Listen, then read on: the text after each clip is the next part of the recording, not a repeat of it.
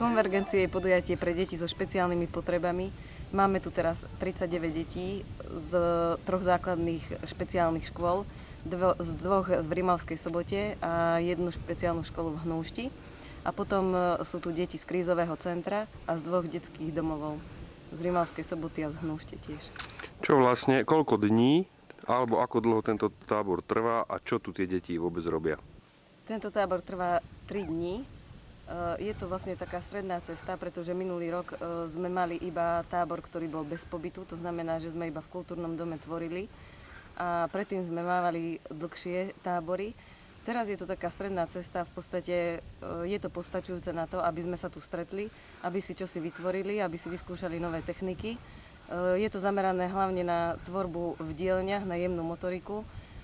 Sú tu také dielne ako pečenie medovníčkov, čo je veľmi, veľmi príťažlivé najmä pre dievčatá, rôzne zdobené medovníčky. Potom sú to chlapcov zaujme najmä práca s drevom alebo vyrábanie hudobných nástrojov z prírodného materiálu. A neodmysliteľná je výtvarná dielňa a tiež už tradíciou je maľovanie tričiek rôznymi technikami, ktoré poteší samozrejme dieťa, ktoré si donesie domov vlastný výrobok, tričko. Prečo vlastne Mestské kultúrne stredisko alebo občianske združenie Oxymoron vyvíja takúto činnosť pre tieto deti? Čo je vašim cieľom? Tak v podstate je to väčšinou zásluha občianskeho združenia a občianske združenie pozostáva z ľudí, ktorí chcú niečo vytvoriť. A v podstate tento projekt je mojou myšlienkou a ja sa zaoberám vlastne, alebo sú mi blízke tieto deti, ktoré v podstate sú z prostredia, ktoré nie je dostatočné, to znamená, že zo sociálne slabých oblastí alebo rodín.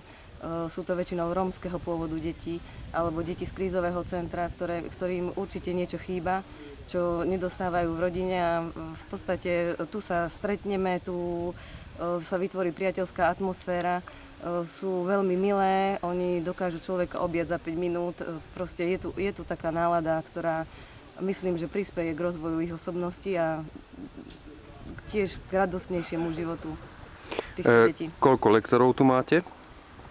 Máme 6 lektorov.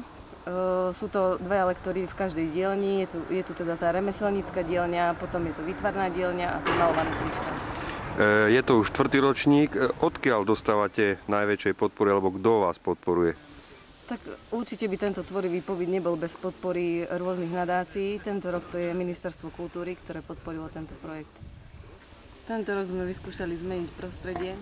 Je to takisto príroda samozrejme, aby sa tie deti dostali z toho mestského prostredia. A oplatilo sa to, je to výborný termín, máme veľmi dobré počasie a to nám umožní využiť všetky možnosti, ktoré nám Kokava a pán majiteľ chaty tu ponúkol. A to samozrejme, dneska napríklad budeme jazdiť na koni a zajtra sa budeme prechádzať v prírode okolitej. Tak, kde ty ideš, tam ide aj Hugo. Nepúšť na druhého, trošku ďalej od seba. Poď doľava. Doľava. A upači, ruky pekne, upači, daj.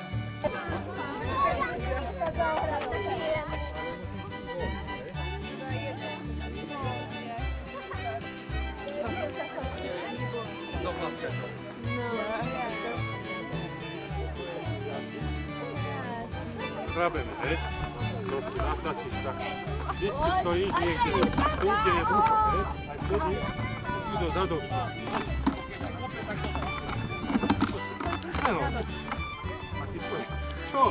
Smrdí.